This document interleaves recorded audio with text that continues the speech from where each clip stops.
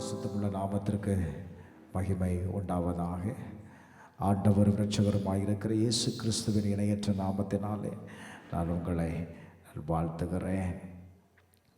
Right, சங்கீதங்களின் புஸ்தகம் 100வது அதிகாரம் 4வது வசனத்தை வாசிக்கலாம்.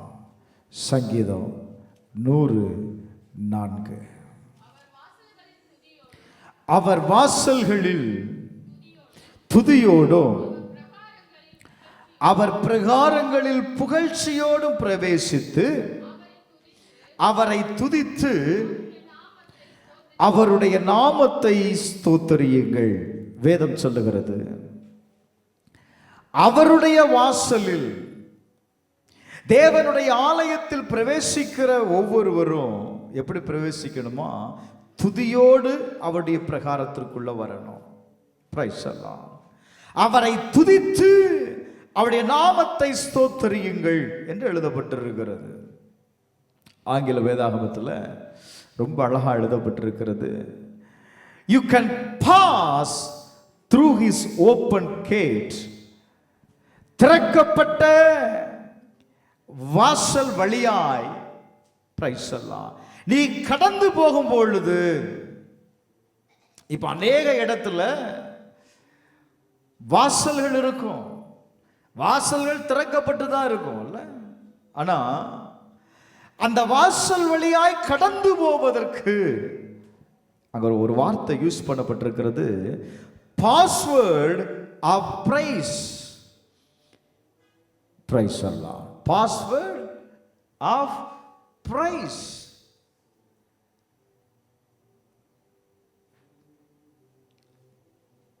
Come right into his presence with thanksgiving. Come, bring your thank offering to him. கொஞ்சம் நல்ல கவனிங்க.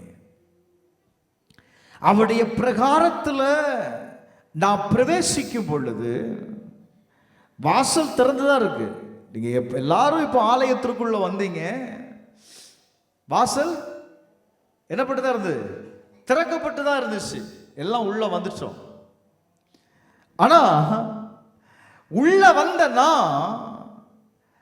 அக்சஸ் பண்ணுவதற்கு, நான் இப்படி சொல்றேன் உங்களுக்கு புரியும்படி, ஒரு கம்பெனிக்கு நீங்க வேலையில ஜாயின் பண்ணிட்டீங்க அப்படின்னா உள்ள நீங்க எப்ப வேணாலும் வரலாம், போகலாம். பட் நீங்க அந்த நிர்வாகத்துல நீங்க வேலையில சேர்ந்துட்டீங்க அல்லது இந்த நாள்ல நீங்க லாக்இன் பண்ணிட்டீங்க அப்படின்னா என்ன செய்யணும்? உங்களுக்கு ஒரு அக்சஸ் கார்டு கொடுத்துருப்பாங்க. இல்ல, நீங்க அக்சஸ் பண்ணாதான் உங்களுடைய அட்டெண்டன்ஸ் என்ன செய்யும்? விழும். அதற்கு பிற்பாடு தான் உங்களால என்ன செய்ய முடியும் அப்படின்னா வேலை, நீ செய்த வேலை உறுதி செய்யப்படும். அதை போல தேவனுடைய பிரசன்னத்திற்குள்ள நீங்க கடந்து வரும் பொழுது வேதம் சொல்லுகிறது, பாஸ்வேர்ட் ஆஃப் பிரைஸ். உங்க ஒவ்வொருவருக்கும் என்ன கொடுக்கப்படுது அப்படின்னா ஒரு பாஸ்வேர்டை ஆண்டவர் கொடுத்திருக்கிறார். எப்படி உங்க மொபைல்ல பாஸ்வேர்டு போட்டு வச்சிருக்கிறீங்களோ, உங்களை தவிர யாருமே என்ன செய்ய முடியாது, அதை திறக்கவும் பூட்டவும் முடியாது. அதே போல உங்க ஒவ்வொருவருக்கும் தேவனுடைய ஆலயத்தில், தேவனுடைய பிரசன்னத்தில் இருக்கக்கூடிய ஒவ்வொன்றையும் அக்சஸ் பண்ணுவதற்கு அல்லது அதை நீங்கள் உணர்ந்து கொள்வதற்கு, தேவனோடு கூட நீங்கள் இணைந்து கொள்வதற்கு உங்களுக்கு என்ன தேவை அப்படின்னா ஒரு பாஸ்வேர்ட் கொடுக்கப்பட்டிருக்கிறது. இன்னைக்கு அநேக நேரத்தில் நம்ம எல்லாருமே ஆலயத்திற்குள்ள வருகிறோம். ஆனா எல்லாராலையும் அந்த தேவ பிரசன்னத்தை என்ன செய்ய முடியல, உணர முடியல. பாருங்க, வேதம் சொல்லுகிறது, come right into his presence with thanksgiving. அவருடைய பிரசன்னத்திற்குள்ள நான் கடந்து வரும்போது நான் என்ன செய்யணுமா? அவருக்கு நன்றிகளை எடுத்துக்கொண்டு வரணும். நன்றிய சொல்லுங்க, எடுத்துக்கொண்டு வரணும். ஆலயத்துக்கு வரும்போது சங்கீதம் 116வது அதிகாரம் 117வது வசனத்தில் வாசிக்கும் போது, நான் உமக்கு ஸ்தோத்திர பலிகளை செலுத்தி கர்த்தருடைய நாமத்தை நான் என்ன செய்வேன்? தொழுது கொள்ளுவேன். எதை செலுத்தணும்? நான் உமக்கு ஸ்தோத்திர பலிகளை செலுத்தி. அப்ப தேவனுடைய ஆலயத்திற்குள்ள நான் கடந்து வரும் பொழுது நான் என்ன செய்யணும் அப்படின்னா, ஸ்தோத்திர பலிகளை நான் செலுத்தணும். நான் உமக்கு ஸ்தோத்திர பலியை செலுத்தி கர்த்தருடைய நாமத்தை தொழுது கொள்ளுவேன். இருக்கா? அப்ப அவருக்கு உண்டான, சும்மா வந்து ஸ்தோத்திரம் சொன்னாங்க ஒண்ணும் நடக்காது. கர்த்தர் எனக்கு செய்த நன்மைகளை, அதனாலதான் எபிரேயர் 13வது அதிகாரம் 15வது வசனத்தில் நீங்க வாசிக்கும் போது உதடுகளின் கனியாகிய ஸ்தோத்திர பலின்னு இருக்கும். வாசிமா அந்த வசனத்தை. எபிரேயர் 13வது அதிகாரம் 15வது வசனம். உதடுகளின் கனியாகிய ஸ்தோத்திர பலியை அவர் மூலமாய் எப்பொழுதும் தேவனுக்கு செலுத்தணும். யாருக்கு செலுத்த சொல்லியிருக்கிறாரு? மனுஷனுக்கா? இல்ல. எதை கொண்டு செலுத்தணுமா? உதடுகளின் கனியாகிய ஸ்தோத்திர பலி. என்னுடைய நாவினாலே தேவன் எனக்கு செய்த எல்லா நன்மைகளுக்கும் நான் என்ன செய்யணும் அப்படின்னா, நன்றி சொல்லணுங்க. சங்கீதம் 66:13 வாசிக்கும் போது, சர்வாங்க தகன பலியோடு நான் எங்க பிரவேசிப்பேன் அப்படின்னா, உம்முடைய ஆலயத்திற்குள்ள நான் பிரவேசிப்பேன். சும்மா பிரவேசிக்க கூடாது. Praise the Lord. அப்ப தேவனுடைய பிரசன்னத்தில் வரும் பொழுது நான் எதை கொண்டு வரேன் அப்படின்னா, சர்வாங்க தகன பலியை கொண்டு வருகிறேன். எனக்கு தேவன் செய்த நன்மைகளை, நன்மைக்கு தக்கவைகளை நான் என்ன செய்கிறேன் அப்படின்னா, நான் எடுத்து கொண்டு வருகிறேன். அதனாலதான் ரொம்ப அழகா ரோமர் 12:1-2 வாசிக்கும் போது, நம்ம ஜீவ பலியாய் அவருக்கு நம்மை ஒப்பு கொடுப்பது தாங்க என்ன ஆராதனை எழுதப்பட்டிருக்கிறது. அதுதான் புத்தி உள்ள ஆராதனை. என்னையவே நான் அர்ப்பணிக்கிறது. Praise the Lord. என்னையவே ஆண்டவருடைய கரத்துல நான் ஒப்பு கொடுக்கிறது தான் அது என்ன ஆராதனை அப்படின்னா, புத்தி உங்க சரீரங்களை பரிசுத்த தேவனுக்கு பிரியமான ஜீவ பலியாய் ஆராதனையில உங்களை ஒப்பு கொடுக்கணும். நீங்க இதை செய்தீங்கப்பா, உமக்கு நன்றி. சங்கீதம் 145:1 வாசித்து பாருங்க. 45:1 வாசித்து பாருங்க. வேதம் சொல்லுகிறது, ராஜாவாகிய என் தேவனே, உம்மை உயர்த்தி உம்முடைய நாமத்தை எப்பொழுதும் என்றென்றைக்கும் நான் என்ன செய்வேன் அப்படின்னா, நான் ஸ்தோத்தரிப்பேன். ஒரு அரண்மனைக்குள்ள ஒரு மனுஷன் திறந்திருக்கிறதே அப்படின்னா சும்மா உள்ள பிரவேசிக்க முடியாது. சும்மா உள்ள வர முடியுமா? முடியாது. அந்த அரண்மனைக்குள்ள வருகிறவன் என்ன செய்யணும் அப்படின்னா, ராஜாவை அவன் முதலாவது கனப்படுத்தணும். முதலாவது ராஜாவுக்கு ஒரு கொடுக்க வேண்டிய மகிமையை அவன் செலுத்தணும். அவர் பார்க்கிறாரோ பார்க்கலையோ, ஆனா அவருக்கு உண்டான கனத்தை நீங்க செலுத்தணும். கோர்ட்டுக்கு போனீங்கன்னா ஜட்ஜி உட்கார்ந்துருப்பார். அந்த கோர்ட்டில் வருகிற எந்த அட்வொகேட்டா இருந்தாலும், எவ்வளவு பெரிய சீனியரா இருந்தாலும் சரி, அந்த கோர்ட்டுக்குள்ள என்டர் ஆகும்போது எல்லாமே பார்த்தீங்க அப்படின்னா அப்படியே குனிஞ்சு என்ன செய்வாங்க, அந்த ஜட்ஜிக்கு ஒரு ஹானர் பண்ணுவாங்க. அதுதான் முதல்ல ஒரு முறை பண்ணியாச்சே. அவன் எத்தனை முறை கோர்ட்டுக்குள்ள வந்தாலும் ஒவ்வொரு முறை வரும் பொழுதும் அவங்க என்ன செய்வாங்க அப்படின்னா, தன்னுடைய தலையை குனிந்து அந்த நீதிபதிக்கு கொடுக்க வேண்டிய கனத்தை கொடுக்கிறார்கள். அவர் பார்க்கிறாரோ கவனிக்கிறாரோ கவனிக்கலையோ அது ரெண்டாவது. நீங்க கனத்தை செலுத்தும் பொழுது அங்க ஒண்ணு நடக்குது. என்ன நடக்குது அப்படின்னா, நீங்கள் அந்த கோர்ட்டுக்குள்ளாக ஏற்றுக்கொள்ளப்படுகிறீர்கள். அல்லது அந்த அந்த அந்த இடத்துல உங்களால என்ன செய்ய முடியும் அப்படின்னா, அக்சஸ் பண்ணுவதற்கு உண்டான உரிமையை நீங்கள் பெற்றுக்கொள்ளுகிறீர்கள். ஒரு ஆமென் சொல்லுங்களேன். அல்லேலூயா.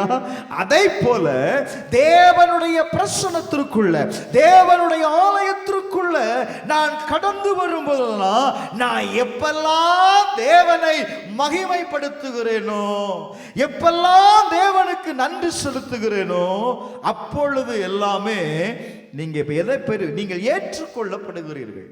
ரொம்ப முக்கியமான வார்த்தை. அந்த சபையில ஒரு நபராய் நீங்க என்ன செய்யப்படுகிறீங்க? ராஜாவால் ஏற்றுக்கொள்ளப்படுகிறீங்க. அதற்கு பிற்பாடுதான் நீங்க செலுத்துகிற எல்லாவற்றையும் அங்கே அங்கீகரிக்கப்படும். எங்க கொலோசியர் 3வது அதிகாரம் 16வது வசனத்தை வாசித்து பாருங்க. கொலோசியர் 3வது அதிகாரம் 16வது வசனத்தை வாசிக்கும் போது, கிறிஸ்துவின் வசனம் உங்களுக்குள்ளே சகல ஞானத்தோடும் பரிபூரணமாய் வாசமாய் இருப்பதாக. எதுப்பா? எது? கிறிஸ்துவினுடைய வசனம். இப்ப கர்த்தருடைய வார்த்தை உங்களுக்குள் வாசமா இருக்கணும்னா, கேட்கிற பிரசங்கம் உங்களுக்குள் வாசமா இருக்க வேண்டும் அப்படின்னா, கீர்த்தனைகளினாலும் ஞான பாட்டினாலும் நீ என்ன செய்யணும்? கர்த்தரை பக்தியுடன் பாடணும். கர்த்தரை துதித்தால் மட்டும்தான், கர்த்தரை நீங்கள் ஆராதித்தால் மட்டும்தான் நீங்கள் கேட்கிற செய்தி, நீங்கள் கேட்கிற வசனம் உங்களுக்குள் கிரியை செய்வதற்கு நீங்கள் இடம் கொடுக்கிறீர்கள். அப்ப நான் ஆராதனையில பங்கு பெறல, தேவனுக்கு மகிமையை செலுத்தல அப்படின்னா, நீ எந்த பிரசங்கத்தை கேட்டாலும் சரி, இயேசுநாதரே வந்து பிரசங்கம் பண்ணாலும் என்ன செய்யாது? பிரயோஜனப்படாது. ஏன்? என்னால அந்த பிரசங்கத்தை ஏற்றுக்கொள்ள முடியல. இன்னைக்கு நம்ம எதற்கு முக்கியத்துவம் கொடுக்கிறோம் அப்படின்னா, ஆராதனைக்கு முக்கியத்துவத்தை கொடுக்கல. சர்ச்சுக்கு போன போதும், கொஞ்ச நேரம் போய் உட்கார்ந்து வந்தா போதும். இல்ல, இந்த வார்த்தை ரொம்ப அழகா சொல்லுது. ராஜாவுடைய அரண்மனையில ஒரு மனுஷன் சாதாரணமாய் உள்ள வர முடியாது, பார்வையாளர்களா இருக்கலாம். ஆனா ஒரு நாள் ஒன்னால என்ன செய்ய முடியாதுன்னா, பங்குதாரரா இருக்க முடியாது. இன்னைக்கு நாம் பார்வையாளர்களாய் தேவ சபையில இருக்கிறோமா, அல்லது தேவனுடைய பிரசன்னத்துல பங்கு உள்ளவர்களாய் இருக்கிறோமா? நீங்க தான் முடிவு பண்ணணும். தேங்க்யூலா. தேவனுடைய சமூகத்தில் வருவது என்பது அது ஒரு ஆஃபர் அல்ல, அது ஒரு சலுகை அல்ல, இது அவசியம். உங்களை இது கட்டாயப்படுத்துகிறது. உங்களை அந்த பிரசன்ஸுக்குள்ள உங்களை என்ன செய்யுது அப்படின்னா, அக்சஸ் பண்ண வைக்குது. பாருங்களேன், அவ்வளவு வாசிமா. எபிரேயர் 10வது அதிகாரம், எபிரேயர் 10வது அதிகாரம் 19வது வசனத்தை வாசிங்க. எபிரேயர் 10:19. Praise the Lord. நல்ல கவனிங்க. நாம் பரிசுத்த ஸ்தலத்தில் பிரவேசிப்பதற்கு இயேசுவானவர் தமது மாமிசமாக திரையின் வழியாய் புதிதும் ஜீவனுமான மார்க்கத்தை நமக்கு உண்டாக்கி இருக்கிறார். தேவனுடைய பிரசன்னத்திற்குள்ள, தேவனுடைய ஆலயத்தில் கடந்து வருகிற ஒவ்வொருவரும் எங்க பிரவேசிப்பதற்கு? பாருங்க, எங்க பிரவேசிப்பதற்கு?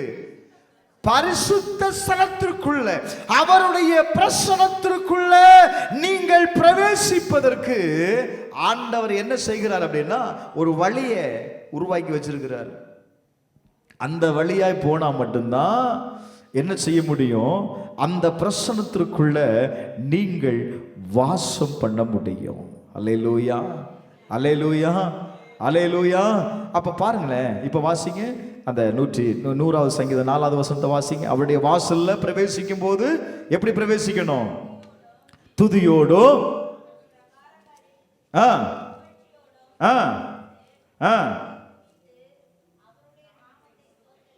நல்ல கவனிங்க. அவர் வாசல்களில் எப்படி பிரவேசிக்கணும்? துதியோடு பிரவேசிக்கணும். அப்படி பிரவேசிக்கும் பொழுது அங்க என்ன நடக்கும் அப்படின்னா, நீங்க அந்த ஆராதனையில் நீங்கள் பங்கு பெறும் பொழுது நீங்கள் என்ன செய்யப்படுகிறீர்கள் அப்படின்னா, அந்த பிரசன்னத்திற்குள்ளாக நீங்கள் ஏற்றுக்கொள்ளப்படுகிறீர்கள். நீங்கள் என்ன செய்யப்படுறீங்க? ஏற்றுக்கொள்ளப்படுகிறீங்க. ஒன்று, நாம் எப்பெல்லாம் ஸ்தோத்திரம் சொல்கிறோமோ அல்லது தேவனுக்கு நாம் நன்றி சொல்லுகிறோமோ, நம்முடைய மனநிலையை கர்த்தர் மாற்றுகிறார். இது ரொம்ப முக்கியம். நீங்க எப்படிப்பட்ட மனநிலையில் ஆராதனைக்கு உள்ள கடந்து வந்தாலும், நீங்க ஆண்டவருக்கு ஆண்டவரே உமக்கு நன்றின்னு சொல்லும் போது என்ன தெரியுமா, உங்க மனநிலை முதலாவது மாறுகிறது. ஏன் நம்ம மனநிலை மாறாம இருக்கு அப்படின்னா, நம்ம ஒரு சோத்திரமும் சொல்றது இல்லை, நன்றியும் சொல்றது இல்லை. அப்ப எப்படி மாறுங்கிற? அப்ப நான் என்ன செய்யணும்? என்னுடைய சூழ்நிலை மாறுவதற்கு முதல்ல உங்க மனநிலை மாறுகிறது. இரண்டாவது, தேவன் உங்களை ஏற்றவனாய் மாற்றுகிறார். அந்த பிரசனத்திற்குள்ள நீங்க உள்ள வந்த உடனே அது என்ன செய்கிறது? தேவனுடைய ராஜ்யத்திற்குரியவனாய் அல்லது அந்த சூழ்நிலைக்கு ஏற்ற உடனே உங்களை என்ன செய்கிறது அப்படின்னா மாற்றுகிறது. எவ்வளவு பெரிய அக்யூஸ்டா இருந்தாலும் அவன் கோர்ட்டுக்குள்ள வரும்போது பார்த்தீங்க அப்படின்னா, அங்க ஜட்ஜ் இருக்கிறார் அப்படின்னா அந்த கோர்ட் முழுவதுமே எப்படி இருக்கும் தெரியுமா? அந்த பின் ட்ராப், அந்த சைலண்டா இருக்கும் பாருங்க. எவ்வளவு பெரிய ஆளா இருந்தாலும் என்னதான் செய்யணும்? அந்த குவைட்னஸ், அந்த அமைதியை என்ன செய்யறது? அந்த அட்மாஸ்பியர் அவன் சொல்லிட்டு வந்தானா, நீ எவ்வளவு பெரிய பேசிட்டே வந்தாலும் உள்ள என்றான உடனே உங்களை என்ன செய்யும் அப்படின்னா அமைதியா இருக்க வைத்து விடும். பேச முடியாது. அப்ப நல்ல கவனிங்க, எது உங்களை மாற்றுச்சு? ஜட்ஜ் நீ பேசாதன்னு சொன்னாரா? சொல்லுங்க. அங்க இருக்கிற அட்வொகேட் யாரும் வாயை திறக்க கூடாதுன்னு சொன்னாரா? இங்க உள்ள போகும்போதே அட்வொகேட் சொல்றாரு, என்ன சொல்றாரு? ஐயா கேட்பாரு, என்ன சொல்லு? எஸ்ன்னு சொல்லு, இல்லைன்னா அங்க எக்ஸ்பிளனேஷனே தேவையில்லை. நடந்ததெல்லாம் நீ சொல்ல வேண்டியது அவர் கேட்கிற கேள்விக்கு எஸ் இல்லைன்னா என்ன சொல்லு? நோ அப்படின்னு சொல்லும் பார். அவ்வளவுதான் நீ பேச வேண்டிய வார்த்தை. ஆமா இல்ல, செய்தியா செய்த, செய்யலையா செய்யல, இதுதான். நான் அந்த வழியா போனேன், அங்கெல்லாம் கதையெல்லாம் சொல்றதுக்கு அங்க என்ன இல்லைங்க, சொல்லுங்க. நேரம் இல்லை, அங்க இடம் இல்லை. அப்ப நல்ல கவனிங்க, நீங்க தேவனுடைய பிரசன்னத்திற்குள்ள கடந்து வந்த உடனே உங்க மனநிலை மாறுகிறது. இது மாறுறதுக்கு முதல்ல எனக்குள்ள என்ன வரணும் தெரியுமா?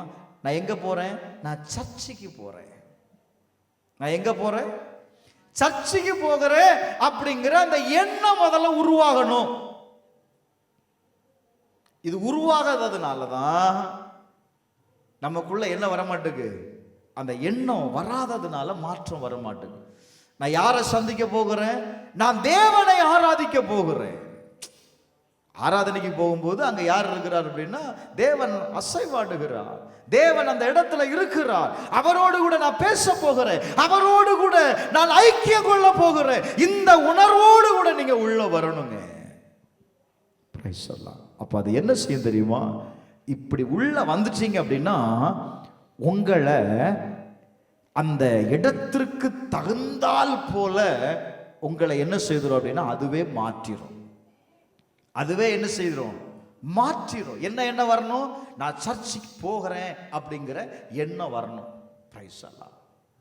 ரெண்டாவது பார்த்தீங்க அப்படின்னா, நீங்கள் ஆராதிக்கும் பொழுது, நீங்க தேவனுக்கு நன்றி செலுத்தும் போது வாசல்கள் திறக்கிறது. நீங்க தேவனுக்கு நன்றி செலுத்தும் போது என்ன செய்யுது அப்படின்னா வாசல்கள் திறக்கிறது. முதல்ல சொன்னேன், உங்களுடைய மனநிலை மாறுகிறது. எப்போ? நான் ஆண்டவருக்கு நன்றி சொல்லும் போது. இரண்டாவது, வாசல்களை கர்த்தர் திறக்கிறார். அப்போஸ்தலர் நடவடிக்கைகள் 16வது அதிகாரம் 25வது வசனத்தை வாசிக்கும் போது, நடு ராத்திரியிலே பவுலும் சீலாவும் ஜெபம் பண்ணி தேவனை என்ன செய்து கொண்டிருந்தார்கள்? ஸ்தோத்தரித்துக் கொண்டிருந்தார்கள். They thanked to God.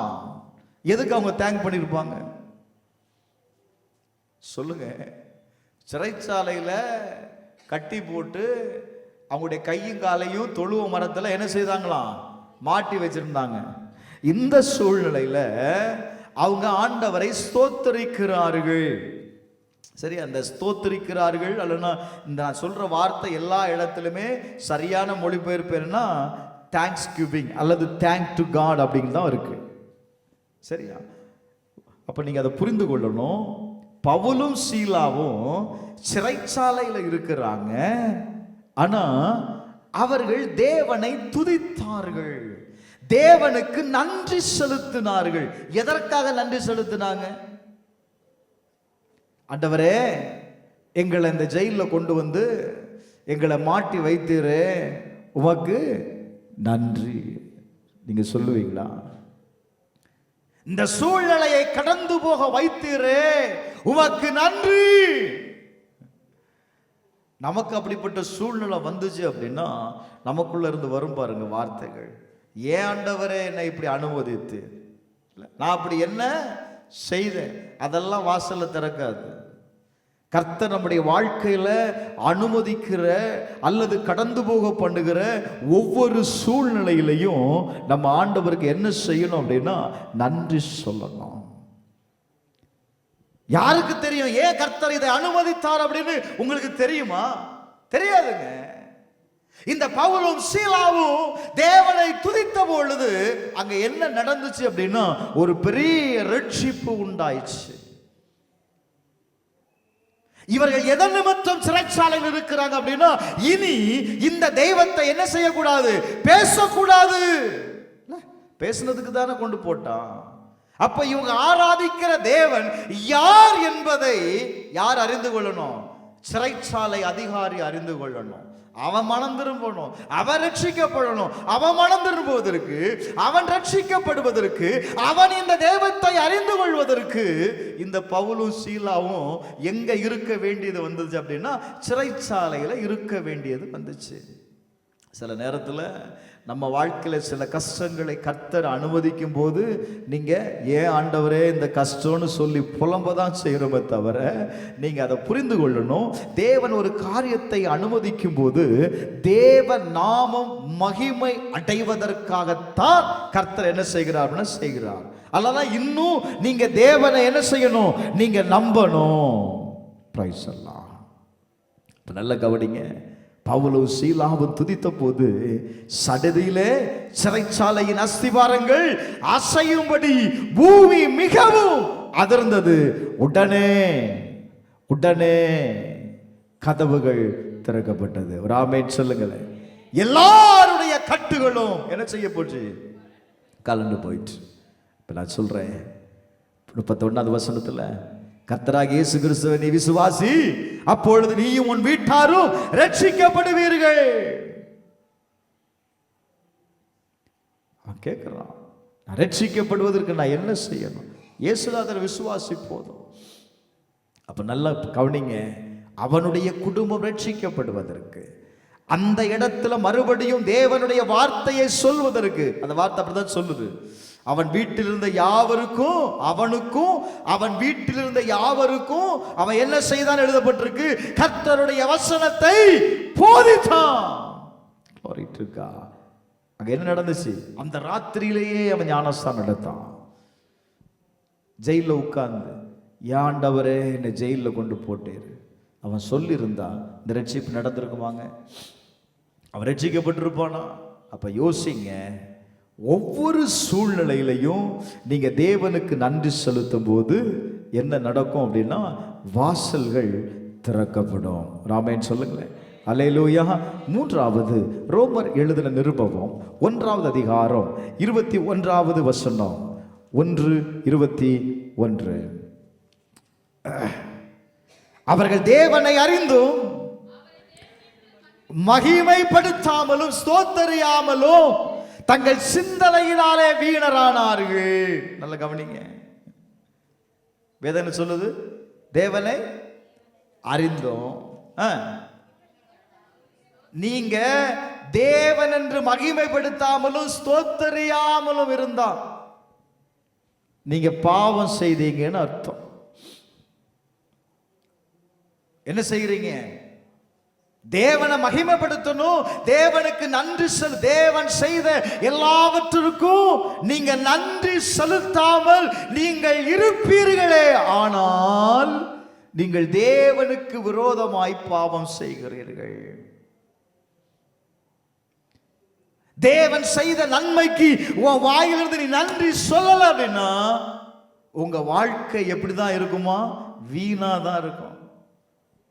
வீணா போன வாழ்க்கை, ஒன்றுக்கும் பிரயோஜனம் இல்லாத வார்த்தை, ஒரு அர்த்தம் இல்லாத வாழ்க்கையை தான் நீங்க வாழ்ந்து கொண்டிருக்கிறீங்க. அப்ப எதுக்கு தான் நன்றி சொல்லணும் அப்படின்னா, கர்த்தர் உங்களுக்கு நல்ல சாப்பாடு கொடுத்தாரா, நல்ல சுகத்தை கொடுத்தாரா, கர்த்தர் நல்ல பாதுகாப்பு கொடுத்தாரா, ஒவ்வொரு நாளும் நன்றி சொல்ல. ஒவ்வொரு நாளும் தேவனுக்கு என்ன செய் கொடுக்கிற ஆகாரத்தை சாப்பிட முன்னாடி ஒரு நன்றி சொல்லுங்களேன். ஆண்டவரே, இந்த ஆகாரத்தை நீர் கொடுத்ததற்காய் நன்றி. நம்ம என்னன்னா சிக்கன் 65 சிக்கன் இருந்துச்சு அப்படின்னா வாயை ஆன்னு புழக்கிறோம் இல்லை, ரசம் வச்சா ரசமா அப்படின்னு முகம் என்ன செய்துட்டு போகுது, கோணிக்கிட்டு போகுது. அந்த ரசம் கூட இல்லாமல் எத்தனை பேர் பட்டினியாக கிடக்குறான். அப்போ என்ன செய்யணும்? ஆண்டவரே, நீர் கொடுத்த ஆகாரத்திற்கு நன்றி ஆண்டவரே, இதாவது எனக்கு கொடுத்தீங்களப்பா, நீர் என்னை பாதுகாத்தீரு, எனக்கு நீர் நல்லவரா இருந்தீரு. நீங்க சொல்லி பாருங்க. நன்றி சொல்லிட்டே இருக்கும்போது என்ன நடக்கும் தெரியுமா? அவருடைய கிருபை உங்களுக்குள் நிலைத்து இருக்கிறத நீங்க பார்ப்பீங்க. இதுதான் ரொம்ப முக்கியம். நீங்க எப்பெல்லாம் நன்றி சொல்றீங்களோ, அதனாலதான் பவுல் சொல்றாரு, ஸ்தோத்திரத்தோடு நீ புசித்தா என்ன உண்டாகுமா? அதுல பாய்சன் இருக்கு, உனக்கு தெரியல. அந்த அதுல பாய்சன் இருக்குன்னு உனக்கு என்ன செய்யாது, தெரியல. ஆனா நீ இப்ப என்ன பண்ற? ஸ்தோத்திரம் பண்ணி சாப்பிடுகிறதுனால இப்ப மறைவா இருக்கிற அந்த பாய்சன் என்ன செய்யாது அப்படின்னா அது வேலை செய்யாது, அது பலிக்காது. ஏன்? நான் இப்ப என்ன பண்ணிட்டேன்? ஸ்தோத்திரம் பண்ணிட்டேன். அதனாலதான் ஸ்தோத்திரத்தோடு ஒரு காரியத்தை நீ செய்யும் பொழுது அல்லது ஏற்றுக்கொள்ளும் போது அது எதை வெளிப்படுத்தும் அப்படின்னா கிருபையை வெளிப்படுத்தும். அல்லேலூயா, அல்லேலூயா, அல்லேலூயா. அந்த கிருபை உங்களை விட்டு என்ன செய்யும் அப்படின்னா மாறாமல் இருக்கும். நான்காவது, கர்த்தருடைய நாமத்தை மகிமைப்படுத்தும் பொழுது அல்லது கர்த்தருக்கு நீங்க நன்றின்னு சொல்லும் பொழுது என்ன நடக்கும் தெரியுமா? அது அந்த வார்த்தையில் இருக்கிற மகிமையை உங்க வாழ்க்கையில வெளிப்படுத்தும். நீங்க எப்படி சொல்லலாம்? யெகோவா ஈரே அப்படின்னு சொல்லும் போது அங்க என்ன நடக்கும்? யெகோவா ஈரே அப்படின்னா என்ன அர்த்தம்? அவர் எல்லாவற்றையும் பார்த்து கொள்வார். பூர்த்தி செய்கிற கர்த்தர் அங்க செயல்பட ஆரம்பிப்பார். யெகோவா ரஃபா அப்படின்னு நீங்க சொல்லும் போது ஆண்டவர் என்ன செய்வார் அப்படின்னா உங்களை குணமாக்குவார். யெகோவா ஷாலோம்னு சொல்லும் போது சமாதானத்தின் தேவன் செயல்படுகிறதை நீங்க பார்க்க முடியும். அப்பா அவருக்கு உண்டான மகிமை இதுதான். அப்பா என் வாழ்க்கையில் நீங்க யெகோவா ரஃபாவா, யெகோவா ஷாலோமா, யெகோவா ஷம்மாவா என் கூட நீங்க இருக்கிறீங்க, நன்றின்னு சொல்லு. என்னைக்கு அது சொல்றீங்களா? சொல்லுங்க. கூட இருக்கிற ஆள்கிட்டே நன்றி சொல்றது இல்லை, அவர் எங்கேயோ இருக்கிறார். நீ நன்றி சொல்லும் போது அந்த உணர்வு அடைகிறீங்க. என்ன உணர்வு தெரியுமா? இப்போ யெகோவா ஷம்மா, தேவன் என் கூட இருக்கிறார். அப்ப தேவன் என் கூட இருக்கிறார் என்பதை நீங்க அறிந்து கொள்வதற்கு என்ன செய்யணும் தெரியுமா? நீங்க தேவனுக்கு நன்றி செலுத்தணுங்க. தேவன் இதை எதிர்பார்க்கிறார். நீங்க வேதத்தை கவனிச்சு பார்க்கும் பொழுது தாவீது தன்னுடைய வாழ்க்கையில சங்கீதம் 103வது அதிகாரம் 1, 2 ஆகிய வசனத்தை வாசித்து பாருங்க. 103, 1, 2. என் ஆத்துமாவே நீ கர்த்தரை ஸ்தோத்திரி, என் முழு உள்ளமே அவருடைய நாமத்தை ஸ்தோத்திரி. என் ஆத்துமாவே கர்த்தரை ஸ்தோத்திரி, அவர் செய்த சகல உபகாரத்தையும் என்ன செய்யாதப்பா, மறவாதே. அவர் எதையெல்லாம் உனக்கு செய்தாரோ எல்லாவற்றிற்காகவும் நீ ஆண்டவருக்கு என்ன செய்? ஆத்துமாவே நீ நன்றி சொல்லு. நீ நன்றி சொல்ல ஆரம்பிக்கும் பொழுது அடுத்து அடுத்து அடுத்து நான் எப்படி சொல்லிட்டேன், நீங்க இன்னைக்கு செய்த நன்மைக்கு, இன்றைக்கு ஆண்டவர் உங்களுக்கு செய்த அற்புதத்திற்கு இன்னைக்கு நீங்க நன்றி சொல்வீங்கன்னா, நாளைக்கு நீ என்ன செய்வ அப்படின்னா அந்த அற்புதம் தானா தேடி வரும், தானா வாசல்கள் திறக்கும், தானா காரியங்கள் நடக்கிறத நீங்கள பார்க்க முடியும். அப்படின்னா என்ன? என்னுடைய நன்றி என்னுடைய வாசல்களை திறக்க வைக்கிறது. தாவீது எங்க இடத்திலையும் தோல்வி அடைந்ததாய் சரித்திரமே இல்லை. காரணம் என்ன தெரியுமா? அவன் எப்பொழுதும் தேவனை துதித்து கொண்டே இருந்தான். ராமேட் சொல்லுங்களேன், அல்லேலூயா. தானியேலை பார்க்கும்போது தானியேல் 6வது அதிகாரம் 10வது வசனத்துல தானியேல் எல்லா நாட்களிலும் அவன் தன்னுடைய வாழ்க்கையில் 3 வேளையும் அவன் என்ன செய்தான் தெரியுமா? தேவனுக்கு நன்றி செலுத்தக்கூடியவனாயிருந்தான். 3 வேளையும் தேவனுக்கு என்ன செய்தான் அப்படின்னா நன்றி செலுத்தக்கூடியவனாயிருந்தான். நீங்க இயேசுவை நீங்க பார்க்கும் பொழுது அந்த நன்றி செலுத்துவதற்குண்டான முக்கியத்துவத்தை தன்னுடைய சீஷர்களுக்கு முன்பாக அவர் காண்பித்து கொடுக்கிறத நீங்க பார்க்க முடியும். யோவான் 6வது அதிகாரம் 11வது வசனத்தை வாசிக்கும் போது என்ன செய்யதார்? அப்பத்தை எடுத்து ஸ்தோத்திரம் பண்ணி சீசரிடத்தில் கொடுத்தார். இருக்கா இல்லையாங்க? அப்பத்தை எடுத்து என்ன செய்தார்? அப்படியே கொடுக்கல, அவர் தேங்க் பண்ணார். பிதாவை நோக்கி, ஆண்டவரே இந்த அப்பத்திற்காக உமக்கு நன்றி, இந்த அப்பம் இங்க கூடி வந்திருக்கிற எல்லாவற்றுக்காகவும் எல்லாருக்கும் போதுமானதாய் இருக்க போவதற்காக நன்றி அப்படின்னு சொன்னார். கொஞ்சம் நல்ல கவனிங்க. நீங்க எப்போ இருக்கிறதுல நீங்க நன்றி உள்ளவர்களா இருக்கிறீர்களோ அது உங்களுக்கு என்ன செய்யும் தெரியுமா? குறைவுபடாது, அது நிறைவா இருக்கும். ராமேட் சொல்லுங்களேன், அல்லேலூயா அல்லேலூயா. எங்க 5 அப்பத்தை ஆண்டவர் அதை தேங்க் பண்ண உடனே 5000 பேர் சாப்பிட்டானா. 12 கூட நிறைய மீதி எடுத்தாங்க. 12 சீசர்கள் இருந்தாங்களா? ஒவ்வொருத்தருக்கும் ஒவ்வொரு கூடையை கொடுத்து விடுறார். இதுக்காவது நன்றி சொல்றா. இப்ப நல்ல கவனிங்க, இயேசுநாதருக்கு முக்கியத்துவத்தை கொடுக்கிறாருங்க. நீங்க பிரைஸ் எல்லாம் லூக்கா 22:19 அவர் அப்பத்தை எடுத்து ஸ்தோத்திரம் பண்ணின்னு இருக்கும். இருக்கா? அவர் அப்பத்தை எடுத்து சீசர்களுக்கு என்ன செய்யறார் அப்படின்னா பிட்டு கொடுக்கிறார். அங்க வசனம் என்ன சொல்லுது? அவர் அப்பத்தை எடுத்து ஸ்தோத்திரம் பண்ணி அதை பிட்டு அவர்களுக்கு கொடுத்து, இது உங்களுக்காக கொடுக்கப்படுகிற என்னுடைய சரீரமாய் இருக்கிறது, என்னை நினைவு கூறும்படி இதை செய்யுங்கள். எதுக்கு அப்பத்தை எடுத்து பிட்டு அப்படி கொடுத்துருக்கலாமே? எதுக்கு அவர் தேங்க் பண்ணணும்? அப்போ சீசர்களுக்கு அந்த நன்றியினுடைய நன்றி அறிதலின் முக்கியத்துவத்தை காண்பித்து கொடுக்கிறார். நீங்க எப்பெல்லாம் கூடி வருகிறீர்களோ, எப்பெல்லாம் அப்பம் பிடிக்கிறீர்களோ, அப்போ எல்லாம் நீ என்ன செய்யணும்னா பிதாவுக்கு நன்றி செலுத்து. இயேசு கிறிஸ்துவை எங்களுக்காக கொடுத்தீங்களே, கல்வாரி சிலுவையில அவரை ஒப்பு கொடுத்ததுனால தானே இவ்வளவு பெரிய ரட்சிப்பு. இல்ல வேதம் தானே சொல்லுது, உம்முடைய சொந்த நேச குமாரன் என்று பாராம அவர் என்ன செய்தார்?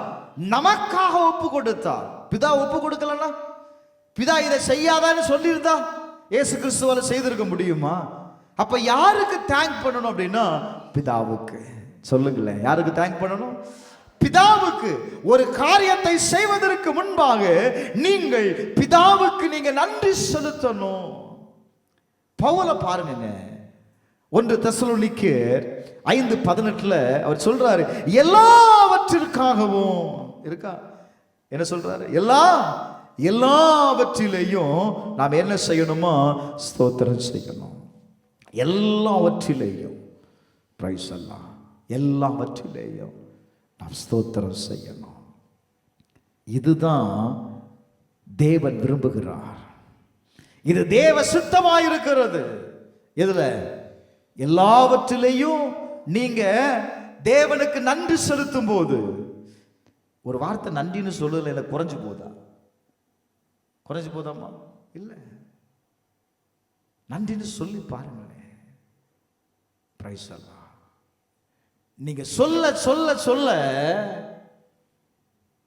என்ன நடக்கும் தெரியுமா? கர்த்தர் அங்க செயல்பட ஆரம்பிப்பார்.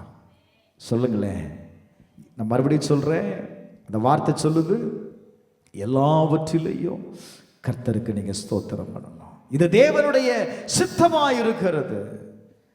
அப்போஸ்தலர் நடவடிக்கைகள் 27:35 புயலினுடைய சீற்றத்தின் நடுவே அப்போஸ்தலனாகிய பவுல் இருக்கிறான். தப்பி பிழைப்போம் என்கிற நிச்சயமே இல்லை. அந்த சூழ்நிலையிலையும் அவன் அப்பத்தை எடுத்து என்ன செய்தான்?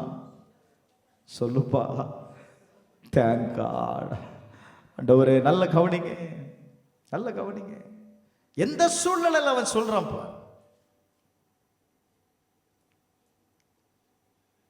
நன்றி சொல்லி பாருங்க, பழகுங்க. முதல்ல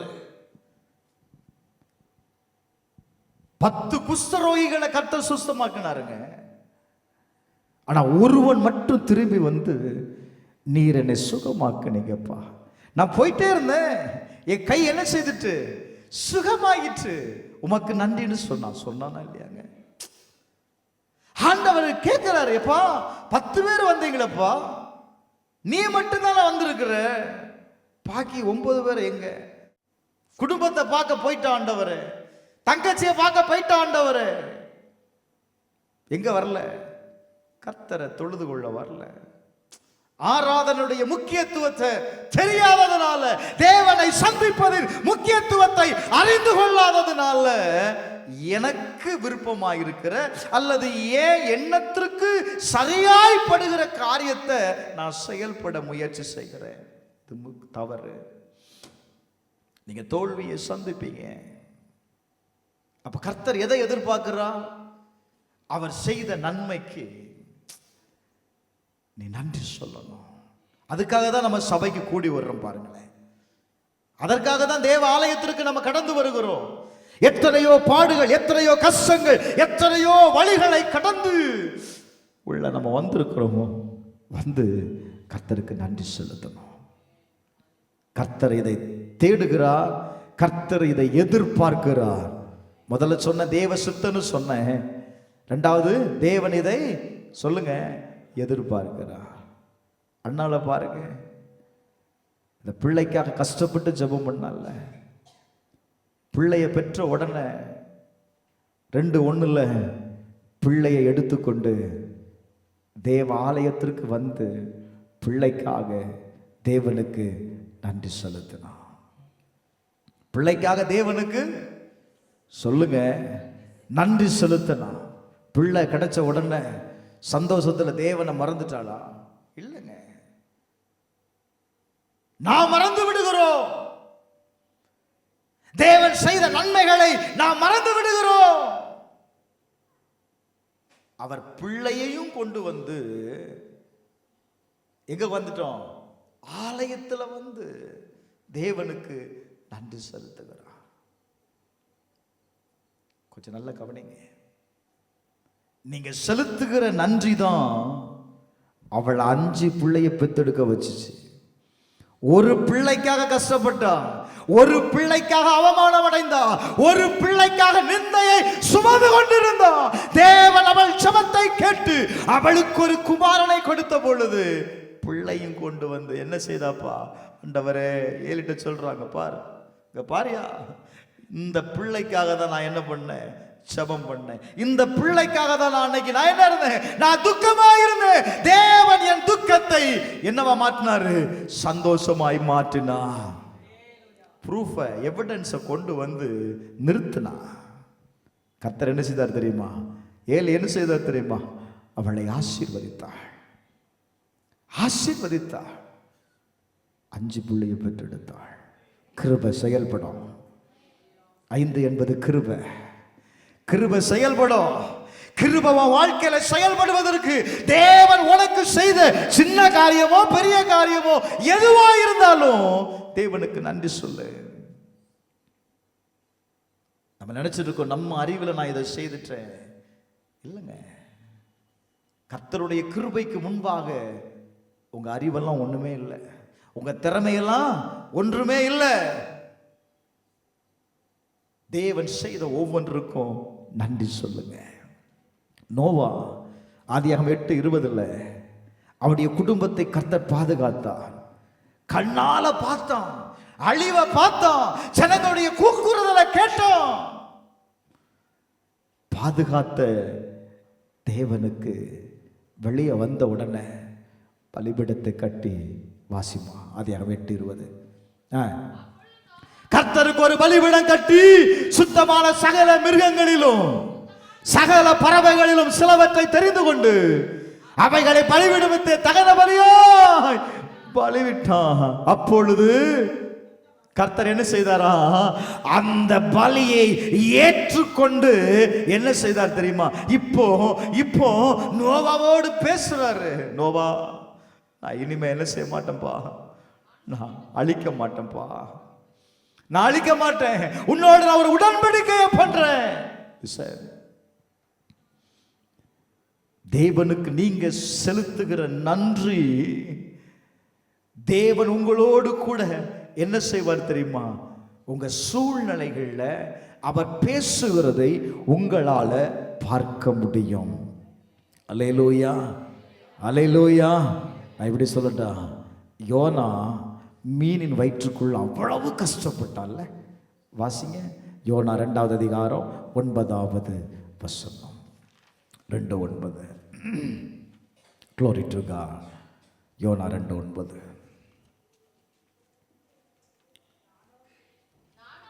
நானோவெனில் என்ன செய்தான், எங்க இருந்து சொல்றாமா, எல்லாரும் இந்த வசனத்தை எடுப்பா, எல்லாம் சேர்ந்து வாசிக்கலாமா. நானோ எப்படி பலியிடுவேன்னு சொல்றான், துதியின் சத்தத்தோட உமக்கு பலியிடுவேன், நான் பண்ணின பொருத்தனையை செலுத்துவே, ரட்சிப்பு கர்த்தருடையது. ஒரு ஆமென் சொல்லுங்களேன். ஹல்லேலூயா. மீன் வயிற்றுக்குள்ள இருந்து அவன் தீர்மானம் எடுக்கிறான், அவன் கர்த்தரை துதிக்க ஆரம்பிக்கிறான்.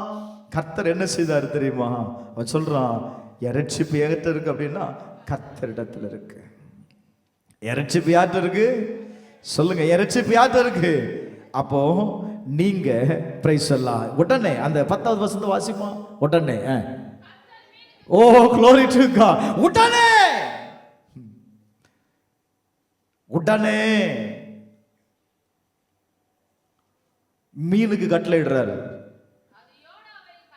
என்ன செய்யுது, அவன் உள்ள மனம் திரும்பிட்டான், அவன் சரணடைந்துட்டான். இப்ப என்ன துதிக்கக்கூடிய வார்த்தை அவன் உணர்வு அடைந்து அவன் நன்றி சொல்ல ஆரம்பிச்சுட்டான்.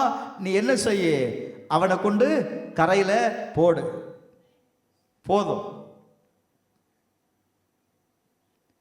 பிரைஸ் எல்லாம் கொஞ்சம் யோசித்து பாருங்களேன், அவனுடைய சூழ்நிலையை கொஞ்சம் யோசித்து பாருங்களேன். எங்க அந்த 2:1 மீனின் வயிற்றிலிருந்து யோனா தன் தேவனாகிய கர்த்தரை நோக்கி விண்ணப்பம் பண்ணி, என் நெருக்கத்தில் நான் கர்த்தரை நோக்கி கூப்பிட்டேன், பாதாளத்தின் வயிற்றிலிருந்து நான் கூக்குரலிட்டேன், கர்த்தர் என் சத்தத்தை கேட்டா. அவர் என்ன செய்தாராம், சமுத்திரத்தின் நடுமையமாகி ஆழத்திலே என்னை தள்ளிவிட்டான், நீரோட்டம் என்னை சூழ்ந்து கொண்டது, வெள்ளங்களும் அலைகளும் என் மேல் புரண்டு வந்தது. அவருடைய கண்களுக்கு முன்னாக நான் இருக்காதபடி நான் என்ன செய்தேன்? நான் தள்ளப்பட்டேன். ஆகிலும் நான் எதை பார்த்தேன் அப்படின்னா, இங்க இருந்து நான் என்ன செய்தேன்? தேவனுடைய பிரசன்னத்தை நான் பார்த்தேன். தேவனுடைய ஆலயத்தில் இருக்கிற தேவனை நான் பார்க்கிறேன். சூழ்நிலையில, கஷ்டத்தின் மத்தியில அவன் பார்த்தது எதை அப்படின்னா, சூழ்நிலைகளை அல்ல, தண்ணியின் ஆழத்தை அல்ல. யாரை பார்த்தான் அப்படின்னா, ஆலயத்தில் இருக்கிற தேவனை நோக்கி பார்த்தான். ராமேன் சொல்லுங்களேன். ஹல்லேலூயா, ஹல்லேலூயா, ஹல்லேலூயா. அவன் சொல்ற வார்த்தையை நல்ல கவனிங்களேன். அங்க உள்ள உட்கார்ந்து என் ஆத்துமா என்னில் தோய்ந்து போகையில் நான் யாரை நினைச்சப்பா?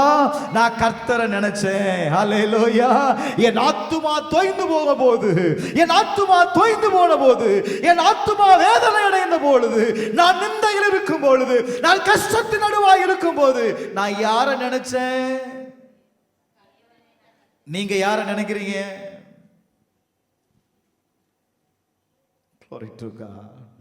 கர்த்தரை நினைச்சான். சொல்றான், உமது பரிசுத்த ஆலயத்தில் உம்மிடத்தில் வந்து நான் சேர்ந்து நான் என்ன செய்வேன்? நான் என்ன செய்வேன்? நான் உமக்கு பலியிட ஆண்டவரே. அந்த பலியை நீர் ஏற்றுக்கொள்வே. அந்த பலி உனக்கு பிரியமாயிருக்கும். நான் நன்றி சொல்லுவோம்ப்பா, என்னை நம்புங்க. சொன்ன உடனே டெலிவரன்ஸ் உண்டாயிற்று. ஹல்லேலூயா. உங்க வாழ்க்கையில் அடைக்கப்பட்ட வாசல்கள் திறப்பதற்கு, உங்க வாழ்க்கையில் கடினமான சூழ்நிலைகள் மாறுவதற்கு நீங்க செய்ய வேண்டியது ஒண்ணே ஒண்ணு, தேவனுக்கு நன்றி செலுத்துங்க. தேவனுக்கு நன்றி செய்ய பழகி பாருங்க. கட்டாயம் நான் சொல்லுவேன், கர்த்தர் அந்த சூழ்நிலையிலிருந்து உங்களை விடுதலை ஆக்க கர்த்தர் வாசலை திறப்பார். அல்லேலூயா. இதுதான் சீக்ரெட். இதுதான் சீக்ரெட். இன்னைக்கு உங்க ஒவ்வொருவருக்கும் ஒரு பாஸ்வேர்டை கொடுத்து விடுறாரு. பிரைஸ் எல்லாம். நீ இது வழியா நீ பிரவேசித்தன்னா கட்டாய வாசல்கள் உனக்கு என்ன செய்யும்? திறக்கும். பிரைஸ் எல்லாம். ஆலயத்திற்கு வந்து போகிறதுனால எதுவும் நடக்காதுப்பா. கர்த்தரை துதிக்க ஆரம்பி. இதை இஸ்ரவேல் ஜனங்களுக்கு ஒரு பண்டிகையாக இது கொடுக்கப்பட்டது. வருடத்திற்கு ஒரு முறை அவங்க என்ன செய்வாங்க தெரியுமா? அந்த அறுவடையின் காலங்களில் தேவன் செய்த எல்லா விளைச்சலுக்கு ஏற்றார் போல, நன்மைகளுக்கு ஏற்றார் போல அவர்கள் எல்லாவற்றையும் கொண்டு வந்து என்ன செய்வாங்க அப்படின்னா, தேவனுடைய ஆலயத்தில் அவர்கள் அதை பலியாய் செலுத்துவார்கள். எதற்கு அது ஒரு கட்டளையாய் கொடுக்கப்பட்டது அப்படின்னா, வாசிக்கலாம் தான். லேவியராகமம் 7வது அதிகாரம், லேவியராகமம் 7வது அதிகாரம் 11வது வசனத்திலிருந்து வாசிங்க. 7:11. பிரைஸ் எல்லாம் எடுக்கலையா?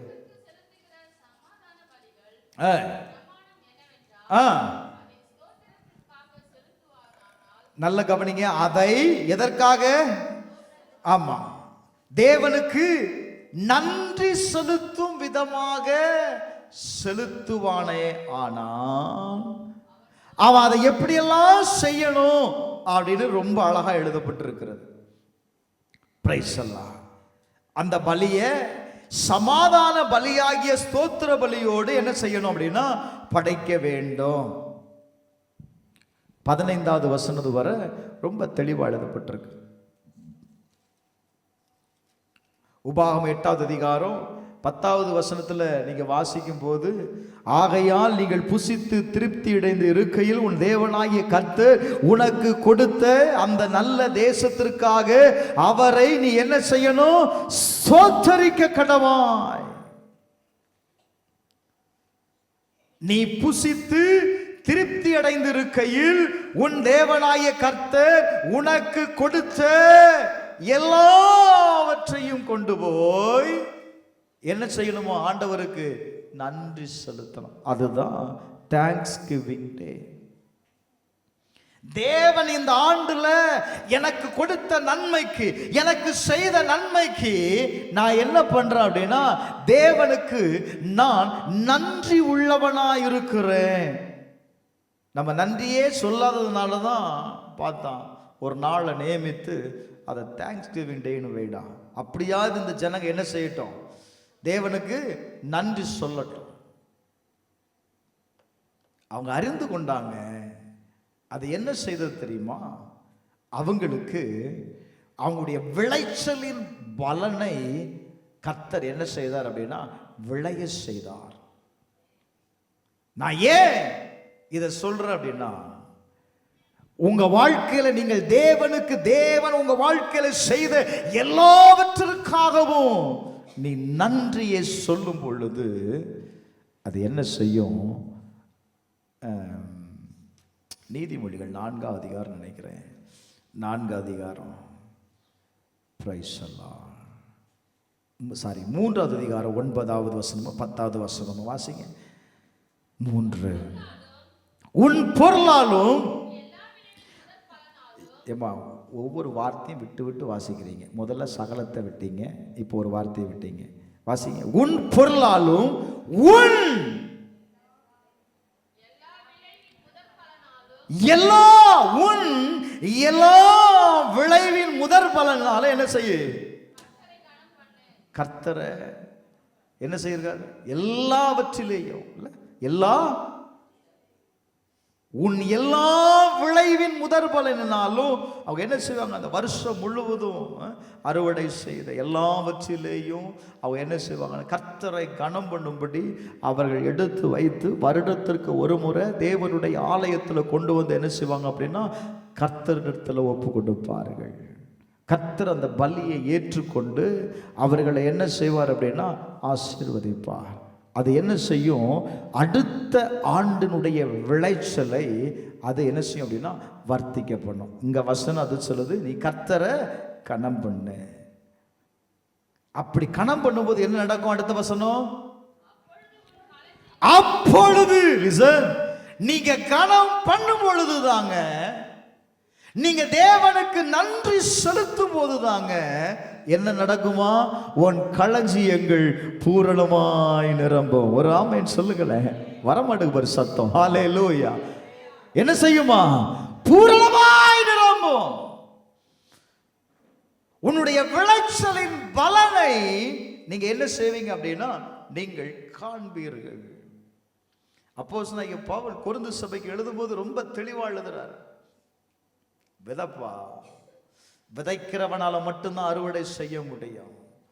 நீ எப்படி விதைக்கிற? நல்லா புரிந்து கொள்ளுங்க.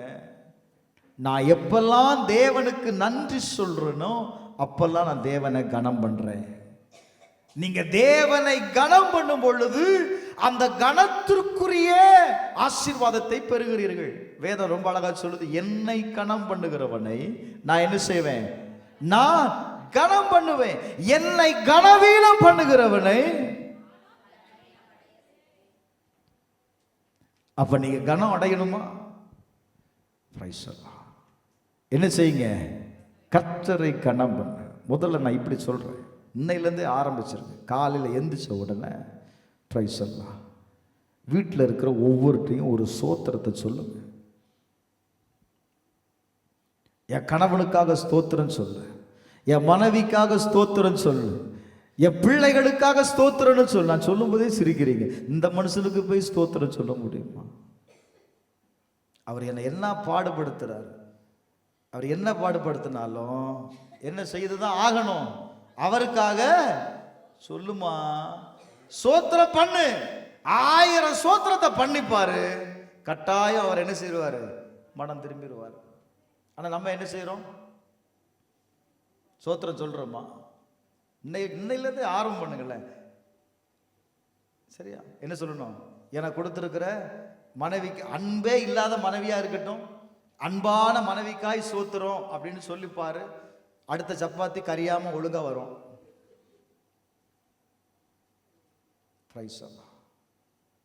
எதை செய்தாலும் வரமாட்டேங்குது. எதை செய்தாலும் என்ன செய்ய? ஸ்தோத்திரத்தோடு செய். ஏன்னா வேதம் சொல்லுது, நீங்கள் யார் என்ன செய்கிறீர்கள், ஸ்தோத்திரம் செய்வதற்கு முந்திக் கொள்ளுங்கள்னு இருக்கு. ஒருவருக்கு ஒரு என்ன செய்யணுமா, நம்ம என்ன செய்யறோம் அப்படின்னா, பார்த்தாலே முகத்தை இப்படி திருப்புறோம், கழுத்து சுளுக்கிறோம். பிரைஸ் அல்லாஹ். சில கழுத்து சுளுக்குனது, கழுத்து இப்படியே தான் இருக்கு. சிலவங்களுக்கு பார்த்தீங்களா, என்னதான் கழுத்து என்ன செய்யாது, தூக்கி வச்சாலும் நிற்காது. வெல்கம் பண்றீங்க. அந்த அந்த அந்த மைண்ட் உங்களுக்குள்ள வரணுங்க. அந்த மைண்ட் உங்களுக்குள்ள வந்துருச்சு அப்படின்னா, நான் சொல்லுவேன், நிச்சயம் அந்த பிரசன்னை உங்களால் உணர முடியும். ஒரு சொல்லுங்கள், ஒரு ஆமேன் சொல்லுங்கள். ஹல்லேலூயா, ஹல்லேலூயா. அப்போ இப்போ நம்ம என்ன செய்ய போறோம் அப்படின்னா, தேவனுக்கு நன்றி சொல்லி பாருங்க. நாளையிலேருந்து 1ஆம் தேதி 30 நாள் நீ வேற எதுக்குமே ஜெபம் பண்ணாமா, வேற எதுக்குமே நீ என்ன செய்யண்டாம், ஜெபமே பண்ண அப்பா, இந்த ஆளு ஜெபமே பண்ணக்கூடாதுன்னு சொல்லிட்டாரா. நான் என்ன சொன்னேன்னா, இந்த 11 மாசம் ஆண்டவர் உங்களுக்கு செய்திருப்பார்ல நன்மை, அந்த நன்மைக்காக உட்கார்ந்து என்ன சொல்லு, நன்றி சொல்லு. விடாம 30 நாள் நீங்க நன்றி சொன்னீங்கன்னா, டிசம்பர் 31ஆம் தேதி வாசல் திறக்கும். ராமேனா, அல்லேலூயா. இதை சொல்றதுக்கெல்லாம் என்னது இல்லை, எனக்கு புத்தி வேலை செய்யல, எனக்கு ஞாபகம் வரலாம் சொல்லக்கூடாது. வேற எதுக்காகவும் ஜெபம் பண்ண வேண்டாம். எதுக்காக ஜெபம் பண்ணு, தேவன் செய்த நன்மையை எழுதி எழுதி எழுதி எழுதி வச்சு என்ன செய்யுங்க, நன்றி சொல்லி பாருங்க, நன்றி சொல்லி பாருங்க. நான் சொல்லுவேன், கட்டாயம் கர்த்தர் உங்களுக்கு என்ன செய்வார் தெரியுமா, புதிய வாசல்களை திறப்பார். நீங்க எதிர்பார்க்காத இடத்திலிருந்து நன்மைகள் கடந்து வரும். கர்த்தர் உங்களுக்கு செய்ய போகிற காரியத்தை நீங்கள் பார்ப்பீர்கள். நான் சொல்லுவேன், 2026ஆவது ஆண்டு உங்க வாழ்க்கையில ஒரு பூரணமான ஆசீர்வாதத்தை, ஹல்லேலூயா, ஒரு பூரணமான சமாதானத்தை நீங்கள் எதிர்பார்க்கிற எல்லாவற்றிலையும் என்ன உண்டாயிருக்கும் தெரியுமா, ஒரு பூரணம் இருக்கும். அல்லேலூயா சொல்லுங்களேன், அல்லேலூயா சொல்லுங்களேன். அவர் செய்த எல்லாவற்றிற்கும் நான் நன்றி உள்ளவனாய் இருக்கும்போது, ஸ்தோத்திரம் பண்ணுகிற ஒவ்வொன்றும், நான் இப்படி சொல்லுவேன், ஸ்தோத்திரத்தினாலே கிருபை செயல்படுறதை நீங்க பார்க்க முடியும். கிருபை வேணும்னா ஸ்தோத்திரம் பண்ணு. அது பிடிச்ச வேலையா இருக்கலாம், பிடிக்காத வேலையா இருக்கலாம்.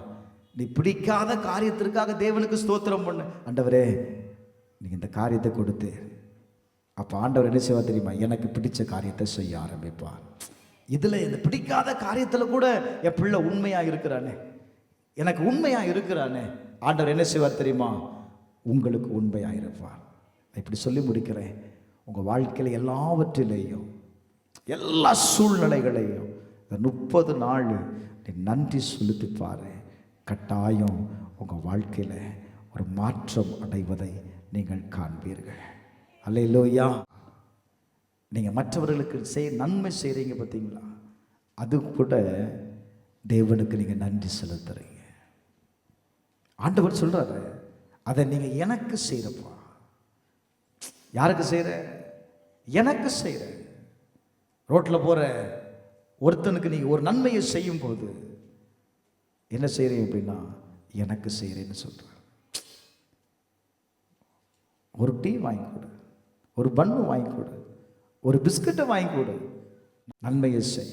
இதனால நீ என்ன செய்யப்படுற சொல்லுங்க, எனக்கு செய்தேன்னு ஆண்டவர் சொல்றார். நீங்க எதை செய்தாலும் தேவனுக்கு நன்றி சொல்லுங்க. கர்த்தர் கட்டாயம் உங்களை உயர்த்துகிறத நீங்க பார்ப்பீங்க. எல்லாரும் எழுதி நிற்போம். அப்படி நன்றி சொல்லுங்களேன். இருதயத்தின் ஆழத்திலிருந்து நன்றி சொல்லுங்களேன். கர்த்தர் உங்களுக்கு ஏராளமான நன்மையை செய்திருக்கிறார். எனக்கும் தெரியும், உங்களுக்கும் தெரியும். ஆனால் இதுவரையில் நம்ம நன்றி செலுத்தலுங்க. இன்னைக்கு நான் உயிரோடு இருப்பது தேவனுடைய கிருபை தானே. அன்னைக்கு ஜீவனோடு இருப்பது தேவனுடைய கிருபை தானே. நன்றி சொல்லுவோமா? சொல்லுப்பா சகோதரி, சொல்லு. நன்றி அப்பா. எங்க இருதயத்தின் ஆழத்திலிருந்து உன் வாயினால அறிக்கைடுறதாங்க நன்றி. உங்க வாயிலிருந்து அறிக்கை பண்ணுங்க. ஆண்டவர் எதை செய்தாரோ அதை சொல்லி ஆண்டவருக்கு நன்மை செய்யுங்கப்பா. நன்றின்னு சொல்லுங்களேன், நன்றின்னு சொல்லுங்களேன். நீங்க இன்றைக்கு தேவனுக்கு சொல்லுகிற நன்றி தான் நாளைக்கு உங்க வாழ்க்கையில் அற்புதம் நடக்கும். நீங்க இன்றைக்கு தேவனிடத்துல நீங்க செலுத்துகிற நன்றிதான் நாளைக்கு தேவ உங்க வாழ்க்கையில் அற்புதத்தை செய்வதற்கு வாசல்களை திறக்கும்பா. கர்த்தர் இதை எதிர்பார்க்கிறார், தேவன் இதை எதிர்பார்க்கிறார். சபையே, நன்மையை பெற்று நான் நன்மையை பெற்று வாழ்கிறனா, நன்மை செய்த தேவனுக்கு ஆராதனை செய்ய வேண்டாமா? தேவனை துதிக்க வேண்டாமா? கொஞ்சம் யோசிங்களேன். அப்பாட்ட சோப்பு கொடுங்க. ஆண்டவரே உமக்கு நன்றின்னு சொல்லுங்க. Lord, we thank you for everything. சொல்லுப்பா, நன்றின்னு சொல்லு, நன்றின்னு சொல்லு. நன்றி அப்பான்னு சொல்லுங்களேன். எனக்கு கொடுத்த நல்ல வீட்டிற்காக, நல்ல வாகனத்திற்காக, நல்ல வேலைக்காக, நல்ல மனைவிக்காக, நல்ல புருஷனுக்காக, நல்ல பிள்ளைகளுக்காக நன்றின்னு சொல்லுங்களேன். சொல்லுங்க, வாயை திறந்து சொல்லுங்க. நன்றி அப்பா. இன்னைக்கு நீ சொல்லனா இன்னைக்குமே சொல்ல முடியாதுப்பா. கர்த்தருடைய நம்ம ஏவுகிறா. Thank you Holi spirit. நன்றி ஆண்டவரே, நன்றி ஆண்டவரே. அப்படி கர்த்தர் செய்த காரியங்கள் அப்படி நினைச்சு பாருங்க, அப்படி நினைச்சு கொண்டு வாங்க, நினைவுல கொண்டு வாங்க. கர்த்தர் செய்த நன்மைகளை நினைவுல கொண்டு வாருங்க, கொண்டு வாங்க. அப்படி நன்றி சொல்லுங்க. நீங்க இதை செய்தீங்களேப்பா, ஜனவரி மாசம் இதை செய்தீங்களேப்பா, பிப்ரவரி மாசம் இதை செய்தீங்களே, மார்ச்ல செய்தீங்களே, ஏப்ரல்ல செய்தீங்களே, மே மாசம் செய்தீங்களே, ஜூன்ல செய்தீங்களே, ஜூலைல செய்தீங்களே, ஆகஸ்ட்ல செய்தீங்களே, செப்டம்பர்ல செய்தீங்களே, அக்டோபர்ல செய்தீங்களப்பா. இந்த நவம்பர் மாசமும் நீங்க செய்தீங்களே. நீங்க செய்த நன்மைகள் ஏராளம், நீங்க செய்த நன்மைகள் ஏராளப்பா. நான் எப்படி நன்றி சொல்லுவேன்? நான் எப்படிப்பா நன்றி சொல்லுவேன்? நீர் செய்த நன்மைகள் 1000 இருக்கிறது. நான் எதற்குன்னு நன்றி சொல்லுவேன்ப்பா?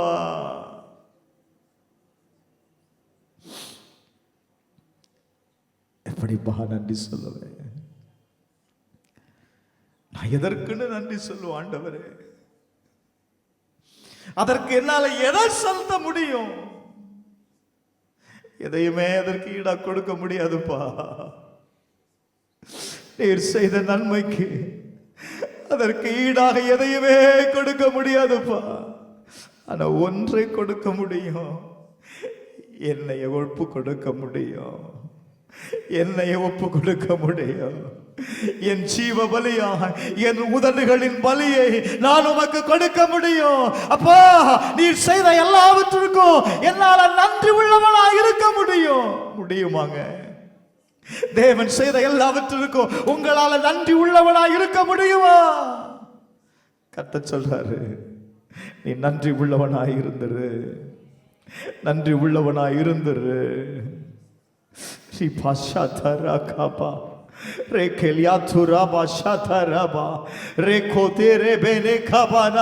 கர்த்தர் இறங்குகிறாருங்க. ஒரு பிரசன்ன உன்னை இறங்குகிறது, ஒரு பிரசன்ன உன்னை சந்திக்கிறது. இந்த காலநிலை ஆராதனையில் ஆவியானவர் உங்களை தொடுகிறார்.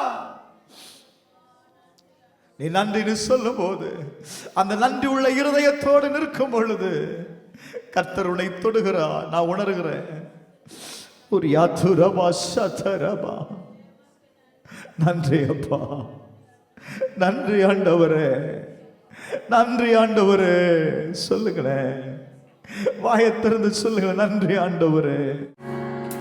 தாழ்வையில் இருந்தேன், தயவாய் நினைத்தேன், தேவனே உம்மை துதிப்பேன். தாழ்வையில் இருந்தேன், தயவாய் நினைத்தேன், தேவனே உம்மை துதிப்பேன். தேவனே உம்மை துதிப்பேன். எத்தனை நன்மைகள். ஆமாண்டவரே,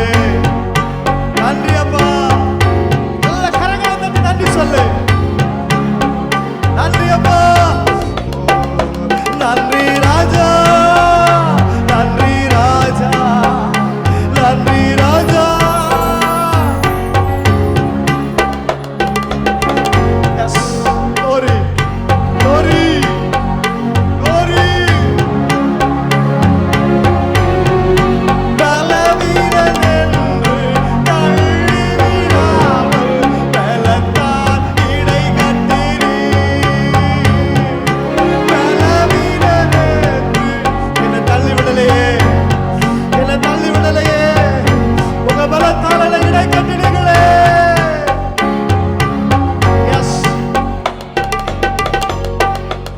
எத்தனை நன்மைகள் எனக்கு செய்தே, எப்படி நன்றி சொல்வேன், எப்படி நன்றி சொல்வேன்.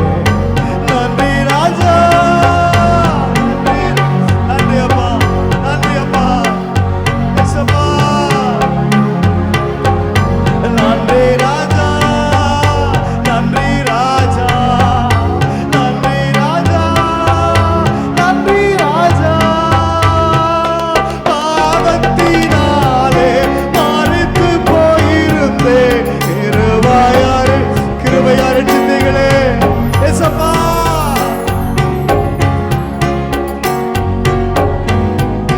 கிருபையார் ரட்சித்தே, கிருபையார் ரட்சித்தீரே. ஆமாப்பா ஆண்டவரே.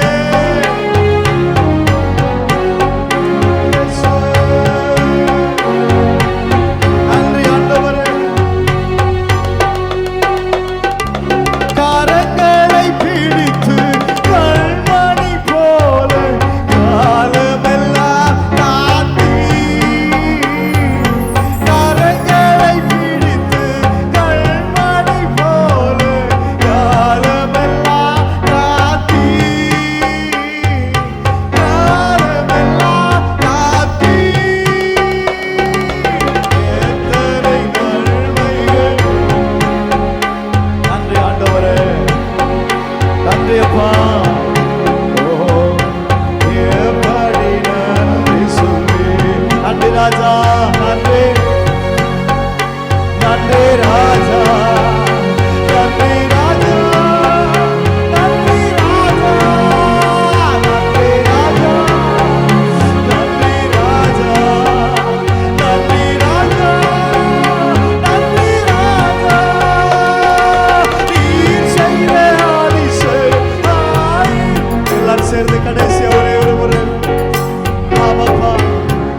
ஓ, நீர் செய்த. நன்றி அப்பா.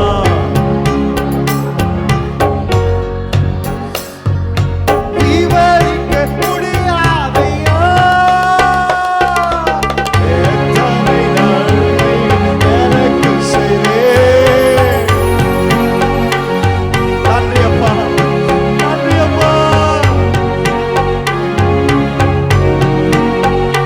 நன்றி ராஜா, நன்றி ராஜா, நன்றி ராஜா, நன்றி ராஜா, நன்றி ராஜா, நன்றி ராஜா, நன்றி ராஜா. கரங்களை தட்டி கர்த்தரை மகிமைப்படுத்துவோமா? நல்ல சத்தமா. கர்த்தர் செய்த நன்மைகள் ஏராளம், கர்த்தர் செய்த நன்மைகள் ஏராளம். அவைகளை விவரிக்க முடியாது. ஒரே ஒரு வார்த்தை சொல்ல முடியும். இருதயத்தின் ஆழத்திலிருந்து நன்றி ஐயான்னு சொல்ல முடியும். நன்றி ஏசப்பா, நன்றி ஏசப்பா, நன்றி ஏசப்பா, நன்றி ஏசப்பா. நீர் செய்த நன்மைகளுக்கு நன்றின்னு சொல்றோம்.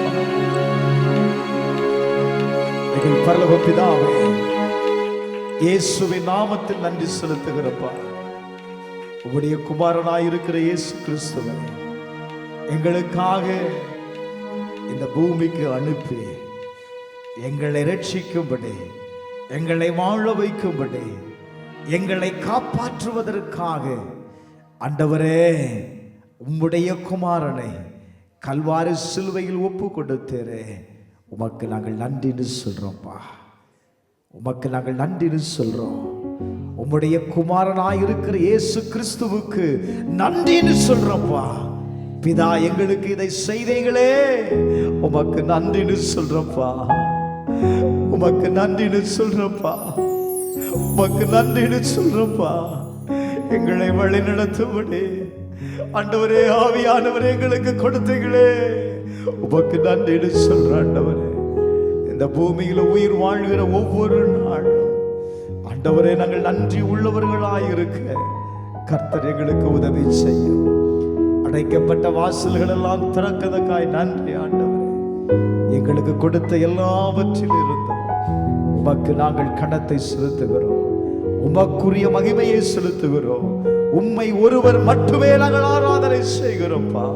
உமக்குரிய கணத்தையும் மகிமையும் செலுத்துகிறோம் நல்ல பிதாவே. ஆமென்.